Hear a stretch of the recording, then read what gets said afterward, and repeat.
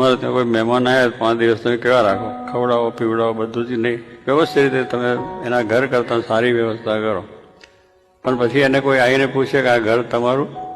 ના કે હું તો ગેસ્ટ આવ્યો છું, મહેમાન છું. એમ આપણે આ મહેમાન છે, 50, 60, 70 વર્ષના મહેમાન છે. મારું મનાય છે એનું આપણે દુઃખ છે.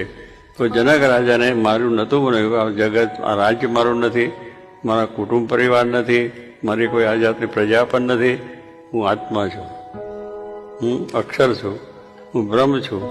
એ જ ભાવથી પોતે વર્તાતો તો એને કાંઈ દુઃખ ના થયું. બધું બરીને ભસ્મ થઈ ગયું. રાગ તો થવાનું છે કે નથી થવું આપણે બધા વિચારો. રાજાને તો પોતે જ્ઞાને કરીને કરવું છે, પણ આપણે અજ્ઞાનમાં છે તોય આપણે જોઈએ છીએ, જાણીએ છીએ કે આ બધું બળીને ભસ્મ થવાનું છે.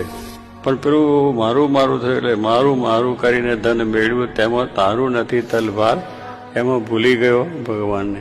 ભગવાને આપેલું છે, ભગવાન કરતા છે, એને આપ્યું છે, એને પાછા ભૂલી જઈએ છીએ આપણે.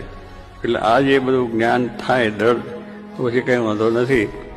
એટલે કરતા પણ હોય તો વાંધો કોઈ જાતનો આવે નહીં. હું કરું છું, મેં કર્યું છે તો બંધન થશે, અને ભગવાને કર્યું છે તો સુખ્યા રહેવા છે.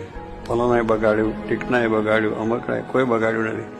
બગાડનાર આપણો મહારાજ છે, જીવાડનાર આ છે, પણ છતાં